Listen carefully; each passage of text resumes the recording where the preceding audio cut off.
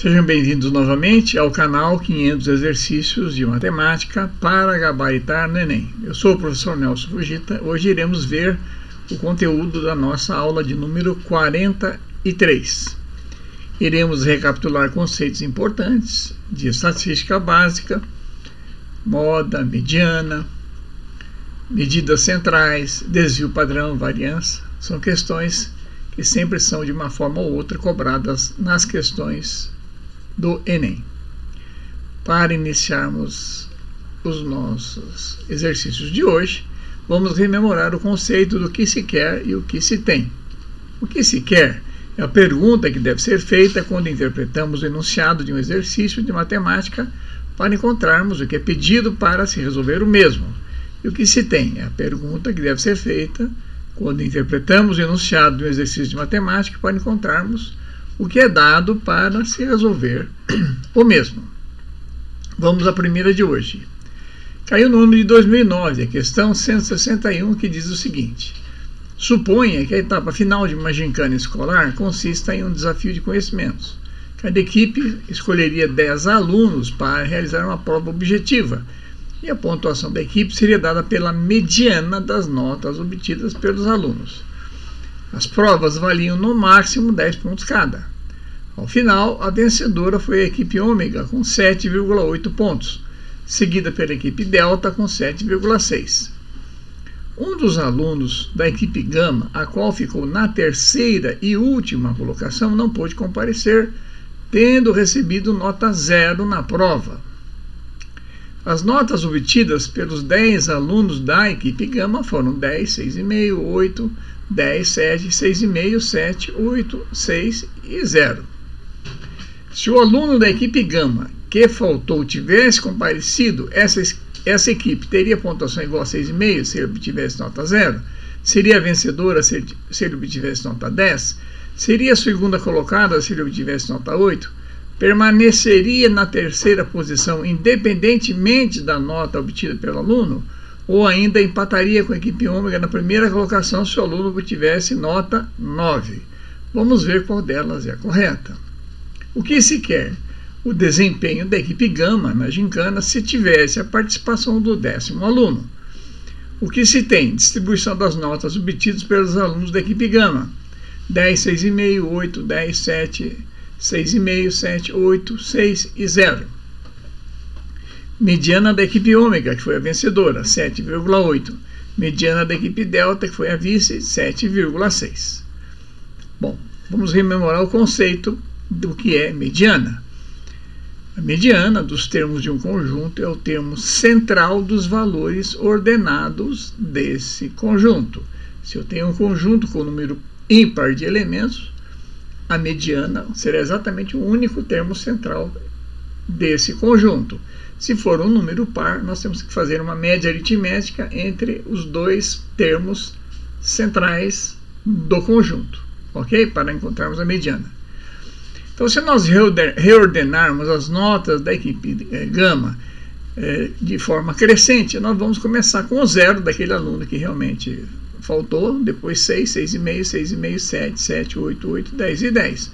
Portanto, a mediana dessas notas são a soma do quinto e do sexto termos, já que são 10 termos. Os termos centrais serão o quinto e o sexto.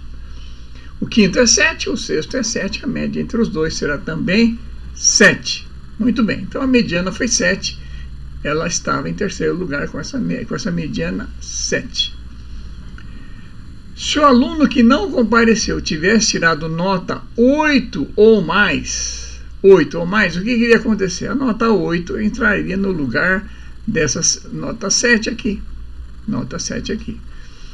E aí, a mediana seria 7 mais 8, que divididos por 2 daria 7,5.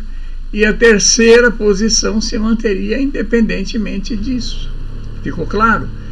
Se o aluno tivesse tirado nota 8 ou mais do que 8, digamos que ele tivesse tirado 10. Se ele tivesse tirado 10, essa nota 0 viria para o 10 aqui, esse 7 seria uma única casa e a mediana seria 8, né? 7 e 8. Que daria 7,5 do mesmo jeito. Então, qualquer nota que fosse acima de 8, tá certo? não daria resultado nenhum diferente do que aconteceu, porque a equipe se manteria na terceira posição, visto que o critério era o critério da mediana. Resposta D. Ok? Resposta D, permaneceria na terceira posição, independentemente da nota obtida pelo aluno. Vamos para a próxima. No ano de 2016, a questão 137 diz o seguinte: o procedimento de perda rápida de peso é comum entre os atletas dos esportes de combate. Para participar de um torneio, 4 atletas da categoria até 66 quilos, peso-pena, foram submetidos a dietas balanceadas e atividades físicas. Realizaram 3 pesagens antes do início do torneio. Pelo regulamento do torneio, a primeira luta deverá ocorrer entre o atleta mais regular e o menos regular quanto aos pesos.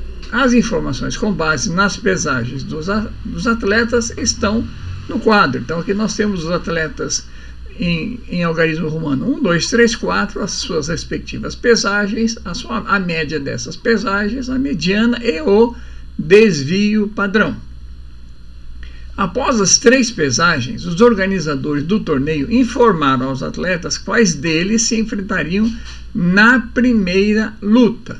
A primeira luta foi entre os atletas. Então vamos ver qual desses 2 atletas foram escolhidos para a primeira luta. O que se quer? Qual foi a primeira luta entre os atletas pelo critério das pesagens? O que se tem? Quadro da pesagem dos atletas 1, 2, 3 e 4 com suas médias, mediana e desvio padrão. O atleta 1 teve um desvio padrão 4,90, o 2 8,49, o 3 4,08 e o quarto 7,87, é a última coluna que aparece nesse quadro. O emparceramento inicial, a primeira luta, será entre os atletas de maior e menor regularidade nas pesagens. Vou ler aqui de novo. O emparceramento inicial, para formar a primeira luta, ocorrerá entre os atletas de maior com o de menor regularidade nas pesagens. Então vamos à resolução. A regularidade dos dados de uma distribuição numérica é dada pelo desvio padrão. O desvio padrão é que nos vai identificar dentro de um conjunto numérico, né, dentro de uma chamada distribuição de dados, o desvio padrão vai identificar de que formas esses valores dessa distribuição estão. Se eles estão muito próximos de um valor mediano, médio, né? Ou se estão muito afastados desse valor. Então vamos lá. Quanto maior a regularidade, menor seu desvio padrão. Ou seja, quanto mais próximo de um valor médio, da média, estiverem todos esses valores que compõem essa distribuição, o desvio padrão vai tender para 0. Né? E ao contrário, quanto mais afastados for um do outro, quanto mais discrepantes esses valores em relação ao valor médio, maior o desvio padrão. Portanto, seria uma distribuição mais irregular. Então, repetindo, quanto maior a regularidade, menor o seu desvio padrão, e inversamente, quanto menor essa regularidade, maior o desvio padrão.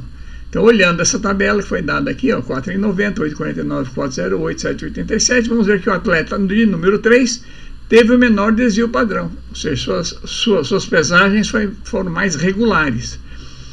O desvio padrão 4,08. E o mais irregular foi o atleta 2, tá certo? Que teve 8,49. Então, os atletas de maior e menor são o atleta 3 e o atleta 2. O atleta 2 que teve o maior desvio e o atleta 3 o menor, portanto o combate será realizado entre os atletas 2 e 3 e a resposta correta é a resposta C. Ok? Vamos para a próxima.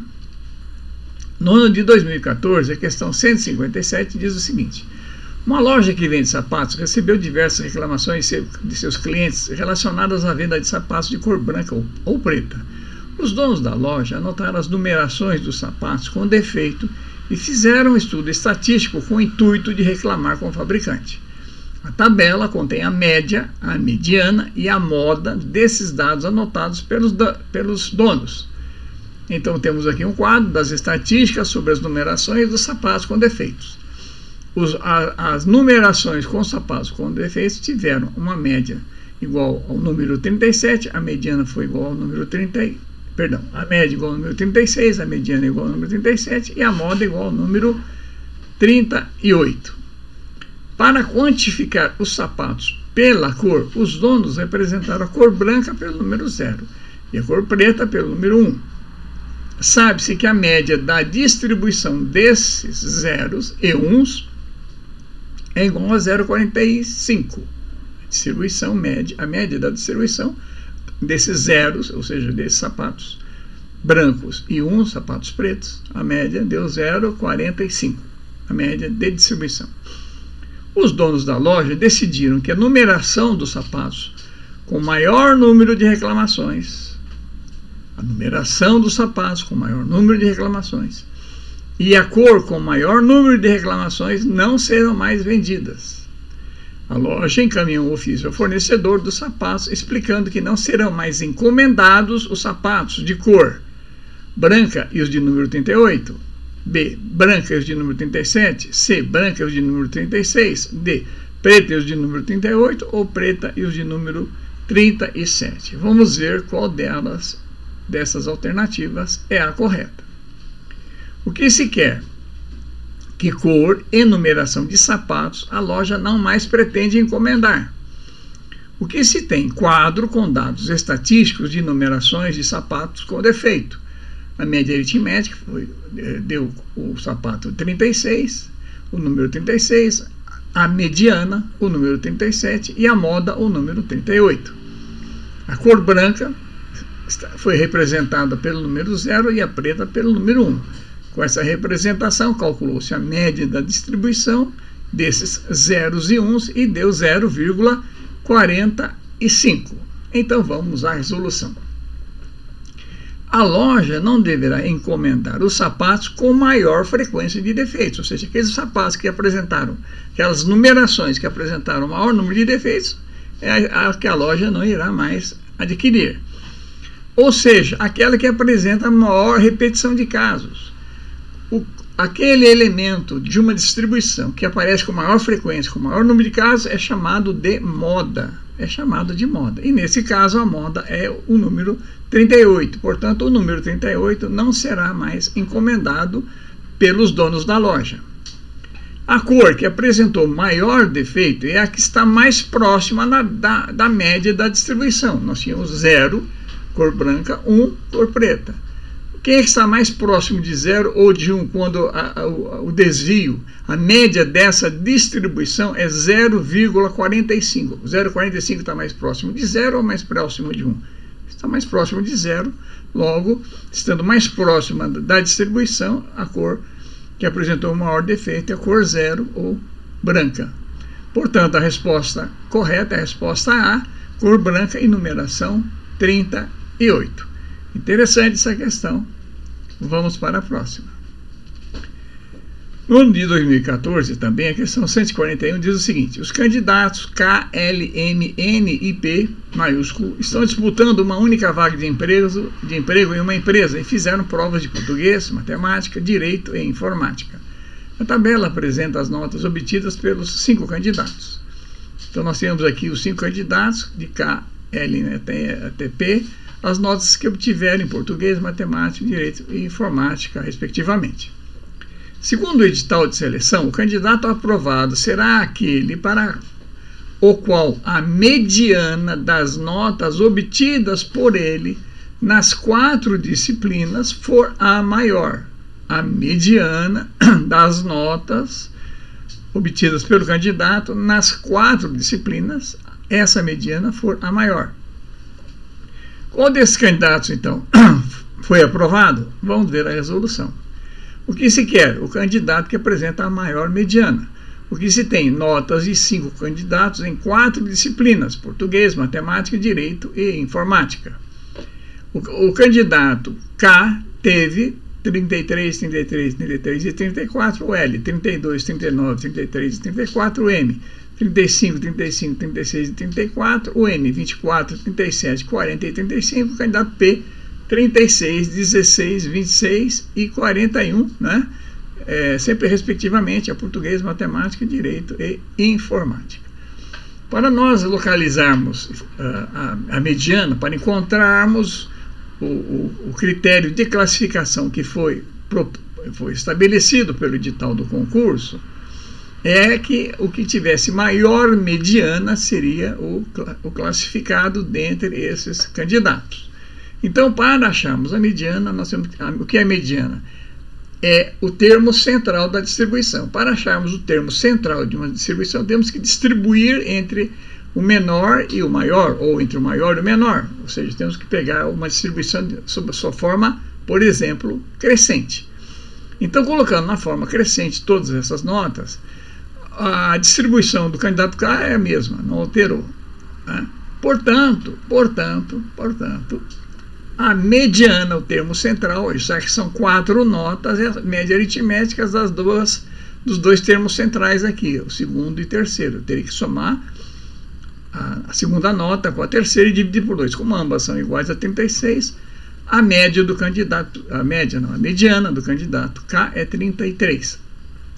Candidato L, reordenando, ficou 32, 33, 34 e 39.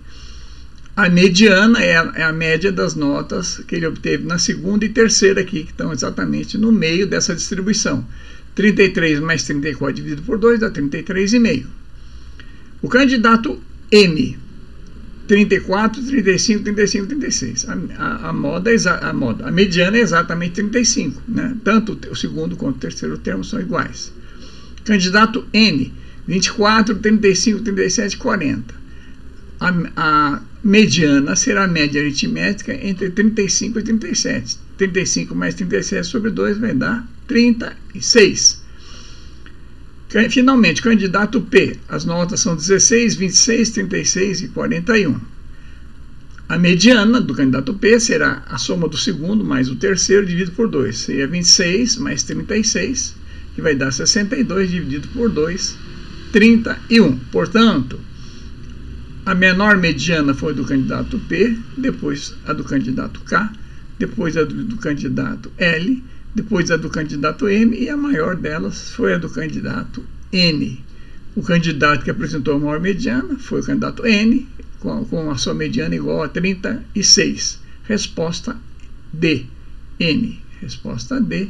N foi o candidato que ganhou esse concurso. Ok? Vamos para a próxima. No ano de 2016, a questão 168 diz o seguinte: ao iniciar suas atividades, um ascensorista registra tanto o número de pessoas que entram quanto o número de pessoas que saem do elevador em cada um dos andares do edifício onde ele trabalha. O quadro apresenta os registros do ascensorista durante a primeira subida do térreo, de onde partem ele e mais 3 pessoas ao quinto andar do edifício. Número de pessoas que entram no elevador e que saem. Que entram no elevador no térreo 4, não saiu nenhuma, depois entrou mais 4, saiu 3, depois entrou mais 1, saiu 1, entrou mais 2, saíram 2, entrou mais 2, não saiu nenhum, e finalmente entraram 2, saíram 6. Com base no quadro, qual é a moda do número de pessoas no elevador durante a subida do térreo ao quinto andar? E são dadas 5 alternativas. Então, o exercício não pede nem a média nem a mediana, tá pedindo a moda do número de pessoas que permanecem no elevador nessa subida do térreo ao quinto andar. Vamos à resolução. O que se quer? Qual a moda do número de pessoas no elevador durante a subida do térreo ao quinto andar? O que se tem? Quadro de registros de pessoas que entram e saem do elevador, incluindo o ascensorista, do térreo ao quinto andar. Então vamos lá. No térreo entram 4 e saem nenhum. No térreo entram 4 e não sai nenhum. No primeiro andar entram 4 e saem 3. No segundo andar entra 1 e sai 1. Terceiro entram 2 e sai 2.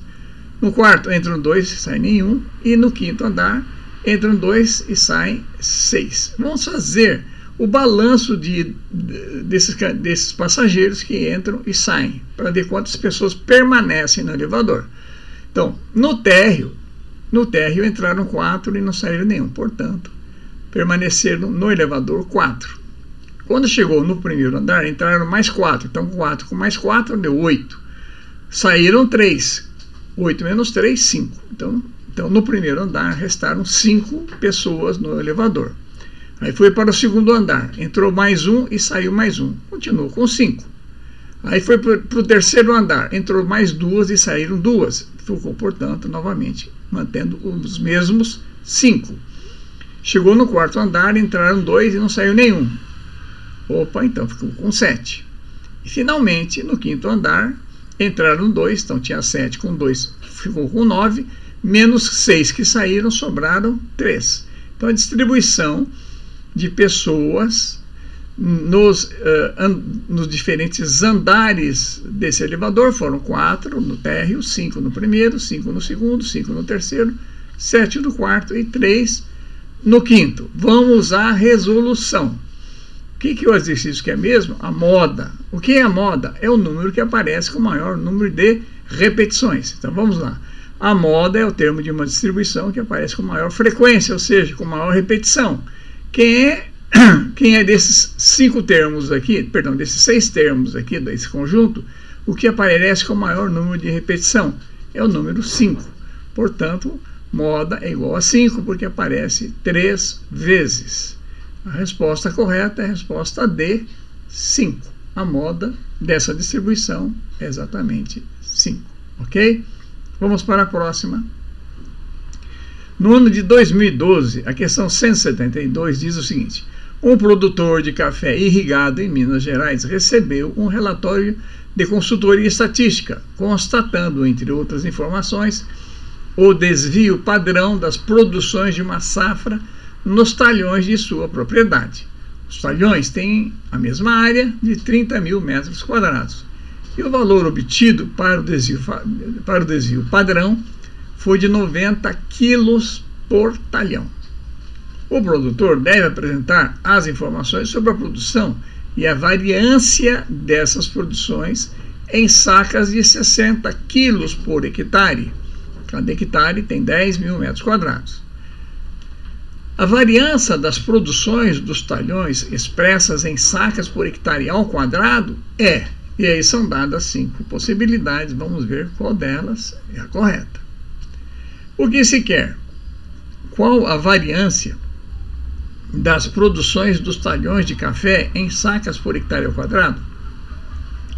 O que se tem? A área dos talhões.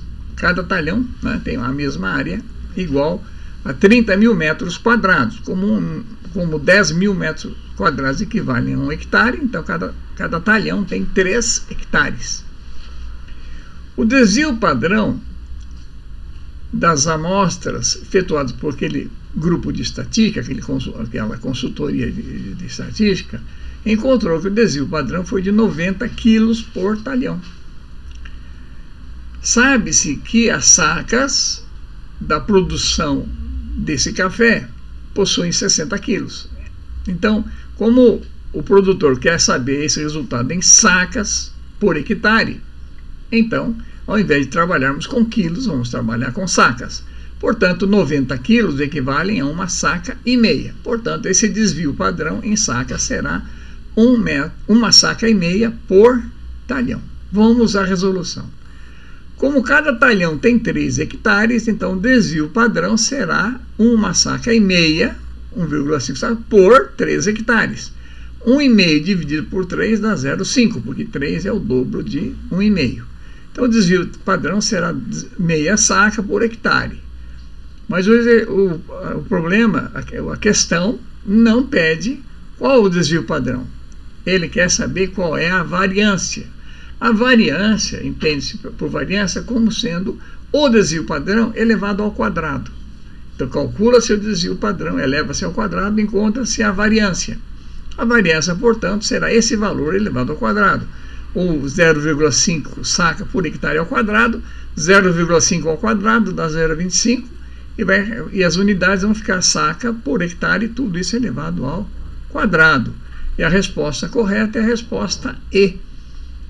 A variância é 0,25 sacas por hectare ao quadrado. Ok? Cuidado com as unidades. Vamos para a próxima. No ano de 2017, a questão 151 diz o seguinte: um instituto de pesquisas eleitorais recebe uma encomenda na qual a margem de erro deverá ser de, no máximo, 2 pontos percentuais. 2% significa 0,02. 0,02 é o mesmo que 2%.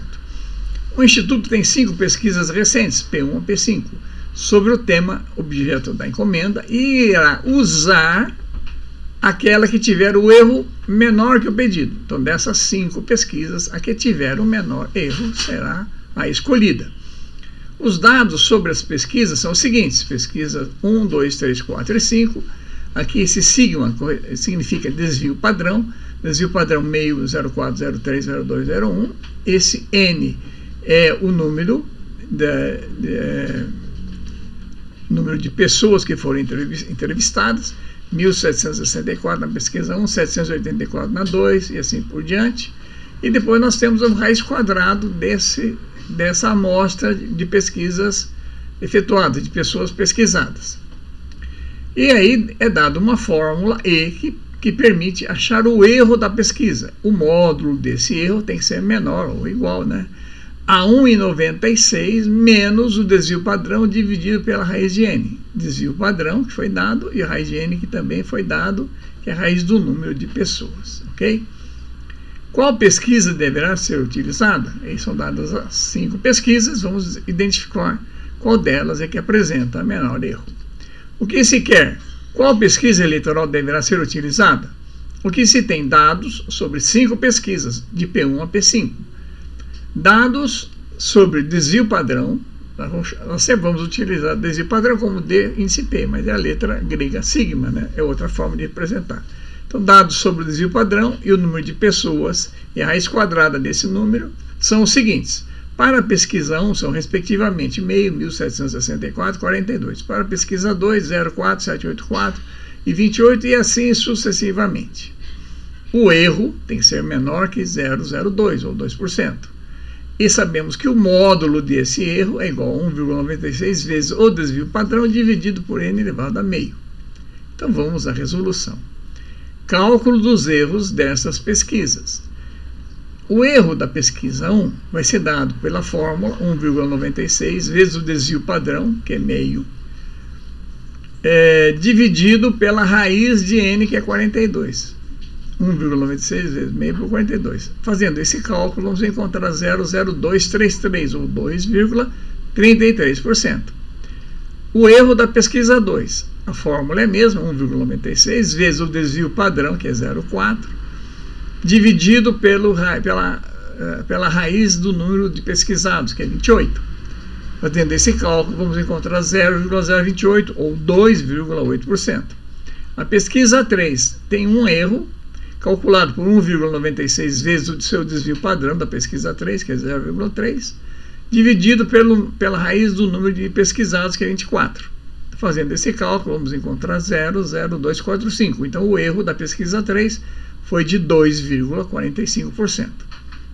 Pesquisa 4. O erro da pesquisa 4, a mesma forma, 1,96 vezes o desvio padrão, que é 0,2, divididos por 21, que é a raiz quadrada do número de pessoas pesquisadas. Fazendo esse cálculo, vamos achar 0,0186. Opa, achamos algum valor aqui menor do que 2%. 0,0186. Finalmente, a pesquisa 5. 1,96 vezes 0,1. 1,96 vezes 0,1, que é o desvio padrão, dividido por 8, que é a raiz de n. Vamos achar 0,0245. Portanto, a resposta correta é a resposta D. A pesquisa 4 foi que obteve um erro menor do que 2. O erro foi exatamente 1,86%. Ok? Resposta D. Questão bastante inteligente, né? Não exigiu muitos cálculos, a não ser no final, porque os principais valores para utilizarmos já estavam calculados. Vamos para a próxima. No ano de 2014, a questão 175 diz o seguinte: os vidros para veículos produzidos por certo fabricante têm transparências entre 70% e 90%, dependendo do lote fabricado. Isso significa que quando um feixe luminoso incide no vidro, uma parte entre 70% e 90% da luz consegue atravessá-lo. Os veículos equipados com vidros desse fabricante terão instaladas nos vidros das portas películas protetoras cuja transparência, dependendo do lote fabricado, estará entre 50% e 70%. Considere que uma porcentagem P da intensidade da luz proveniente de uma fonte externa atravesse o vidro e a película. De acordo com as informações, o intervalo das porcentagens que representam a variação total possível de P é. Então são dadas 5 alternativas de intervalos, começando com 35,63 e finalizando com 70 e 90. Vamos à resolução. O que se quer? O intervalo das porcentagens que representa a variação total possível de P. O que se tem? P, a porcentagem da intensidade de luz que atravessa o vidro e a película que recobre o vidro de um automóvel. Transparência do vidro, vamos chamar de V. A transparência está compreendida entre 70% e 90%. A transparência da película, que é comumente chamada de insulfilme. A transparência do insulfilme é de 50% a 70%, varia entre 50% e 70%. Vamos à resolução. A porcentagem de luminosidade com a aplicação de insulfilme sobre um vidro é obtido pelo produto das porcentagens de transparência desses dois materiais. Veja, meu raciocínio é muito simples.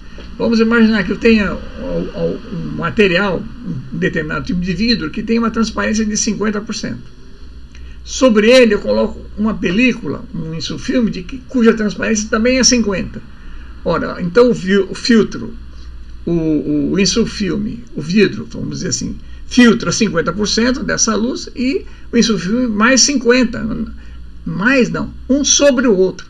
Então vamos dizer, se tínhamos um valor inicial de transparência, de luminosidade 100, com o vidro ficou 50. E com isso o filme ficou 50, de 50 que dá 25, ou seja, um quarto. Então para a gente achar essa porcentagem de intensidade de luz que atravessa, nós temos que multiplicar vamos dizer assim, pela transparência que cada um deles tem, um índice pelo outro. Então vamos à resolução. A porcentagem de luminosidade com aplicação de insulfilme sobre um vidro é obtida pelo produto das porcentagens de transparência desses dois materiais. Então, se eu pegar a transparência do vidro e multiplicar pela transparência do insulfilme, eu vou ter que esse produto vai variar entre um intervalo em que a parte menor será 0,7, que é 70%, vezes 0,5, porque o produto é V vezes I, e tem que ser menor ou igual ao produto de 0,9, que é 90%, vezes 0,7, que é 70%. Então, a nova transparência, né, produzida pela aplicação do insulfilme sobre o vidro, sobre então esses dois produtos que vão retirar parte dessa luminosidade, é dada por esse produto, né, dos valores extremos menores e o produto dos valores extremos maiores. Portanto, 0,7 vezes 0,5 vai dar 0,35. 0,9 vezes 0,7, 0,63. Portanto, esse produto, que corresponde exatamente à variação total de P, né, vai variar entre 0,35 e 0,63, ou, em termos de porcentagens, entre 35% e 63%, que é 0,63 significa 63 dividido por 100, né? Então, o intervalo será um colchete aqui entre 35 e 63, esse colchete fechando, significa que os extremos do intervalo também são válidos, né?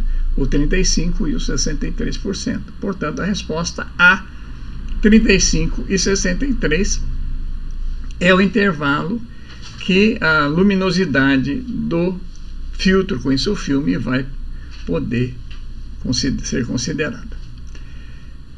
Questão 2010 questão 179 do ano de 2010. essa questão diz o seguinte: Ronaldo é um garoto que adora brincar com números. Numa dessas brincadeiras, empilhou caixas numeradas de acordo com a sequência, conforme mostrado no esquema a seguir. 1, 1, 2, 1, 1, 2, 3, 2, 1, 1, 2, 3, 4, 3, 2, 1 e assim por diante. Ele percebeu que a soma dos números em cada linha tinha uma propriedade e que por meio dessa propriedade era possível prever a soma de qualquer linha posterior às já construídas. Tá? É bem fácil isso aqui. Ó. A primeira linha era 1, a segunda começa com 1, a terceira com 1, a quarta, e assim sucessivamente. Todos começam com 1. O segundo termo é 2, o terceiro termo é 3, e assim por diante. Vocês vejam que se eu pegar as linhas diagonais, são todas iguais aqui, ok? O que mais eu sei? Que a linha, o termo central corresponde à ordem dessa linha. Aqui, ó, a linha 4, a quarta linha está exatamente, o termo central dela é o número 4. A terceira linha, o termo central é 3 e assim por diante. Bom, vamos continuar. Ele percebeu que a soma dos números em cada linha tinha uma propriedade e que por meio dessa propriedade era possível prever a soma de qualquer linha posterior às já construídas. A partir dessa propriedade, qual será a soma da nona linha da sequência de caixas empilhadas por Ronaldo? Então, o exercício quer saber a soma da nona linha, dos termos da nona linha. Então, são dadas aqui 5 alternativas. Vamos ver qual é a correta. O que se quer? Usando a propriedade da soma dos números em cada linha, qual será a soma dos termos da nona linha? O que se tem? Uma distribuição triangular, sendo o primeiro termo de cada linha o número 1. A primeira linha, portanto, é formada pelo conjunto 1. A segunda linha pelo conjunto 1, 2, 1, 1, 2, 1. A terceira linha, 1, 2, 3, 2, 1 e assim por diante. Uma linha de ordem n, uma linha enésima, seria 1, 2, etc. n, depois n menos 1, n menos 2, etc. 1. Vejam que essa sequência ela é simétrica em relação ao termo central. Cresce aqui 1, 2, 3, 4, depois decresce 3, 2, 1. Então, um termo genérico que poderia escrever seria 1, 2, etc. n, depois n menos 1, n menos 2, etc. até 1. Então, a nona linha será formada pelos termos, seguindo esse raciocínio. Então, a nona linha seria 1, 2, 3, 4, 5, 6, 7, 8, 9, 8, 7, 6, 5, 4, 3, 2, 1. Ela cresce até o centro é exatamente o valor onde está a colocação da linha. Se é nona linha, o número 9 será a medida do centro, será a mediana desse valor, dessa sequência. Ela começa com 1 e termina com 1. Ela cresce até a 9 e depois decresce até 1. É uma distribuição simétrica em relação ao termo central. Por que é simétrica? O 8 aqui é vizinho do 9, o 7 do 8, o 6 e assim por diante. Então vamos à resolução. Existem duas formas de resolvermos. Vamos resolver usando esses dois métodos. Primeiro método. Como os termos são simétricos em relação ao termo central, vejam bem, o 8 é simétrico, o 7, ou seja, a imagem espectral, como se eu colocasse um espelho bem no 9 e ele refletindo, olhando para dentro do espelho, teria exatamente a mesma sequência de forma invertida. 1, 2, 3, 4, 5, 6, 7, 8, 9, 8, 7, 6, 5, 4, 3, 2, 1, ok? Então, olhando essa distribuição, nós vamos ver o seguinte: se eu pegar o primeiro termo aqui, ó, e o vizinho do 9 vai dar 8, 1 mais 8 dá 9, depois 2 mais 7 dá 9, 3 mais 6 dá 9, 4 mais 5 dá 9. Então, se eu for pegando os termos extremos desse triângulo, a soma vai ser sempre igual, e todos eles iguais a 9. 1 mais 8, 9, 2 mais 7, 9, 3 mais 6, 9, 4 mais 5, 9, o próprio 9, depois a mesma sequência invertida, vai dar 8 mais 1, 9, 7 mais 2, 9, 6 mais 3, 9, etc. Quantas vezes esse 9 apareceu aqui? 9 vezes. 9 vezes 9, 81. Então essa é a primeira forma de resolver, escrever a linha e praticamente somar todas elas. Mas fica fácil de somar, observando que as somas desses extremos sempre vão dar iguais. 1 mais 8 é igual a 2 mais 7, que é igual a 3 mais 6, que é igual a 4 mais 5, ok? O exercício pode também ser resolvido pela soma de duas PAs. Vejam bem, eu tenho uma PA aqui, ó, crescente, nesse exemplo aqui, ó, indo de 1 até 4, nesse primeiro caso, cuja razão é 1. E depois uma PA decrescente, indo de 4 até 1, em que agora a razão é menos 1.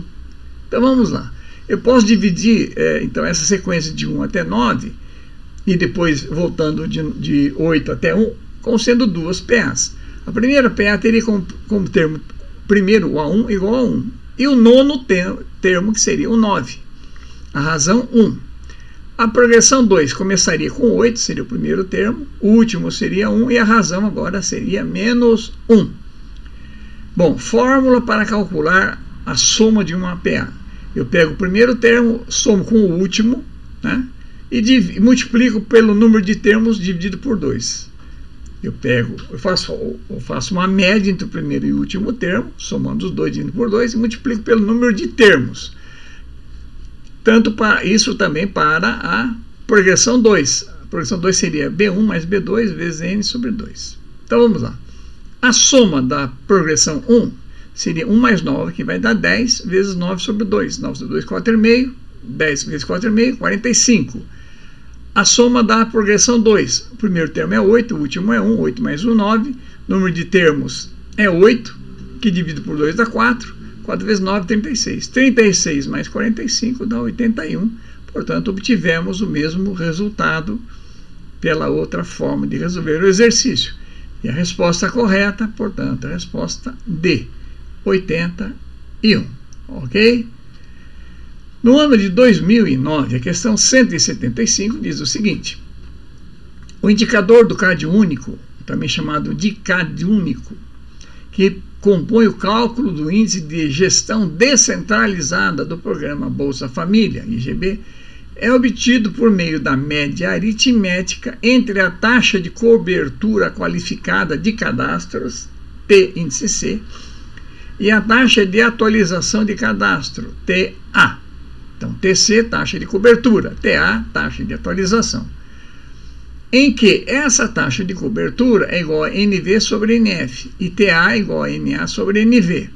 Quem é NV? NV é o número de cadastros domiciliares válidos no perfil do CAD único. NF é o número de famílias estimadas como público-alvo do CAD único. E NA é o número de cadastros domiciliares atualizados no perfil do CAD único. Então vamos só repetir aqui para a gente entender. Essa questão não é tão difícil, mas temos que entender o que significa cada uma dessas coisas. Então vamos lá. Primeiro, que o CAD único aqui, esse índice de CAD único é igual a quê? Média aritmética entre quem? Entre TC e TA. Então TC mais TA dividido por 2 é o CAD único. Quem é TC? É NV sobre NF. O que é TA? É NA sobre NV. Ok, depois nós vamos ver como é que a gente acha isso aqui. Suponha que o ICAD único de um município específico é 0,6. Porém, dobrando o NF, o ICAD único cairá para 0,5. Então, o ICAD único calculado para o município é 0,6. O NF, vamos olhar aqui, ó, o NF é o número de famílias estimadas. Então, o número de famílias estimadas. Então, se eu dobrar o número de famílias estimadas, esse ICAD único não vai cair pela metade, nem vai dobrar. Vai cair para 0,5, de 0,6, 0,1. Se um dado da pesquisa encontrou que NA mais NV é igual a 3.600, quem que é mesmo? NA, número de cadastros domiciliares atualizados. O que é o NV? Número de cadastros domiciliares válidos. Então, o válidos mais autorizados, a soma desses dois cadastros deu 3.600. Então, eles pedem para achar o valor de NF. Exercício meio chato de resolver, mas não é difícil, vocês irão ver a resolução. O que se quer? Qual o número de famílias estimadas, o NF? Se a soma dos cadastros domiciliares NA com o de cadastros válidos NV por 3.600. O que se tem? Fórmulas para o indicador do CAD único. O CAD único é dado pela média aritmética entre TC e TA, onde TC é a taxa de cobertura e TA a taxa de atualização. O TC vale NV sobre NF, o TA vale NA sobre NV. Se o ICAD único vale 0,6, as famílias corresponde a NF. Se eu dobrar esse N para 2NF, o cadiúnico cai para 0,5. Esses são os dados do exercício. Vamos à resolução. Se nós sabemos que NA mais NV é 3.600, que é o dado do enunciado, se a soma de NA com NV for 3.600, NA mais NV, então eu vou isolar o NA em função do NV. Passando o NV para o segundo membro, vai ficar 3.600 vezes NV. Esse índice de cadastro único é TC mais TA sobre 2. Portanto, TC mais TA, eu pego o 2, vai para lá multiplicando o 0,6, vai dar 1,2. Então, se o cadiúnico é 0,6, então TC mais TA vale 1,2. Bom, vamos agora substituir nessa outra expressão do cadiúnico o que é cada um deles. Então, um deles é o TA, outro deles é o TC. Então, vamos usando esses dados aqui, o TC é NV sobre NF, então NV sobre NF, e o TA é NA sobre NV, NA sobre NV. Estamos substituindo aqui, isso aqui é igual a 1,2. Portanto, o NV sobre NF, passando o que não é isso para o outro lado, vai ficar em 1,2 menos NA sobre NV. Então, achamos uma expressão NV sobre NF igual a 1,2 menos NA sobre NV. Da onde veio isso? Veio dessa expressão aqui. Da onde veio essa expressão? Dos dados, do significado do que é TC e TA. Ok? Então chegamos nessa expressão que NV sobre NF igual a 1,2 menos NA sobre NV. Agora, se eu quiser isolar o NV aqui, eu passo para lá o NF multiplicando. Então vai ficar NV igual a NF, que multiplica toda essa expressão, 1,2 menos NA sobre NV. Portanto, NV igual a NF, que multiplica 1,2 menos NA sobre NV. Ok? Se eu multiplicar em cima e embaixo por NV toda essa expressão, eu vou eliminar o NV que está aqui no denominador da expressão. Não é? Então, multiplicando em cima e embaixo, vou ter NV ao quadrado igual a NV vezes NF, vezes 1,2, menos NANF, já que esse NV simplificou, né, com o NV que eu estava multiplicando. Portanto, isolando aqui, o NV ao quadrado vai ficar NF, colocando em evidência, que aparece aqui nos dois termos, 1,2 NV menos NA. Ou, se eu quiser isolar o NF, em função do NV ao quadrado, vai ficar NF igual NV ao quadrado, passo para lá essa parcela que multiplica NF, que está multiplicando, vai para lá dividindo, vai ficar então NF igual a NV ao quadrado dividido por 1,2 NV menos 3.600 mais NV. Por que mais NV? Porque eu já tinha aqui, olha, NF vezes NA, né? NF vezes NA, sabendo que NA era 3.600 menos NV, 3.600 menos NV. Então, como ficou menos 3.600, menos com menos NV, mais NV. Ficou claro? Então, já substituí o valor de NA pela primeira relação que eu tinha aqui na primeira linha da resolução.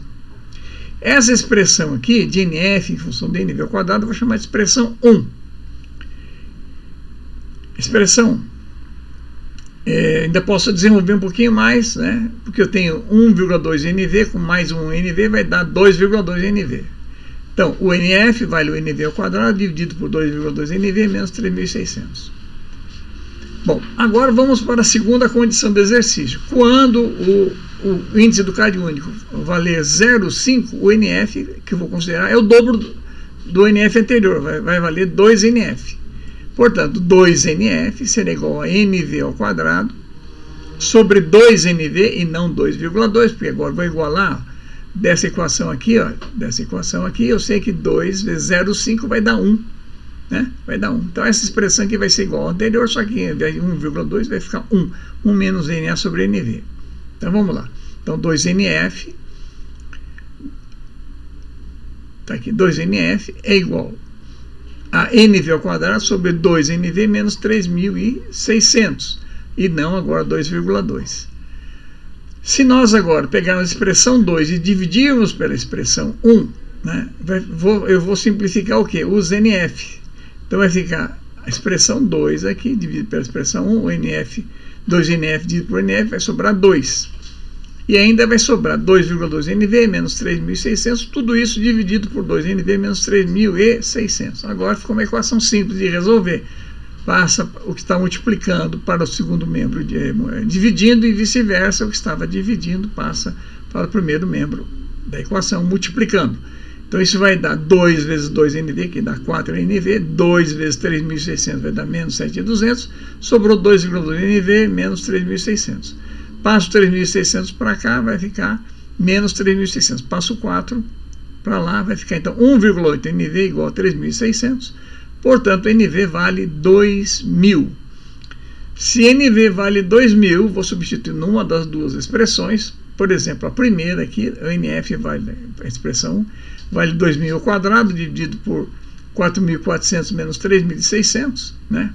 Já que o NV é 2.000, 2.000 vezes 2,2 dá 4,4, 4.400. Então vai ficar 2.000 ao quadrado, vai dar 4 vezes 10 a sexta. 4.400 menos 3.600 dá 800. 4 vezes 10 a sexta por 800 vai dar 5.000. Portanto, a resposta correta é a resposta C, 5.000. Então, para que o número de famílias estimadas dobradas, né, reduzam o ICAD único em 20%, é necessário que as famílias estimadas sejam iguais a 5.000 NF. É uma questão, não é difícil, ela é apenas trabalhosa. Eu acredito que esse tipo de questão não avalia muito o candidato, ele avalia apenas a habilidade dele isolar, passar de uma equação para outra, vai levar um tempo enorme. Não acredito que questões dessa natureza estejam caindo mais recentemente nas provas do Enem. Ok? Bom, com isso nós encerramos a nossa videoaula de hoje. Foram mais de 10 questões. Abordamos os conceitos de mediana, moda, média, desvio padrão e variância. E esgotamos esses assuntos de estatística básica que iniciamos há 2 aulas atrás. Ok? Para a próxima aula iremos ver já conceitos para o cálculo de probabilidades, né? Vamos ver os conceitos de análise combinatória, arranjo, permutação, combinação, para depois entrarmos em probabilidades. Já se aproxima do nosso final do curso.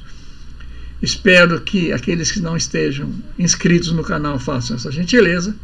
Estou ainda estudando uma possibilidade de elaborar uma prova simulada, com 45 questões que acredito que vão cair no Enem, seria um simuladaço, mas para isso eu só vou fornecer para aqueles que estiverem inscritos no canal, né?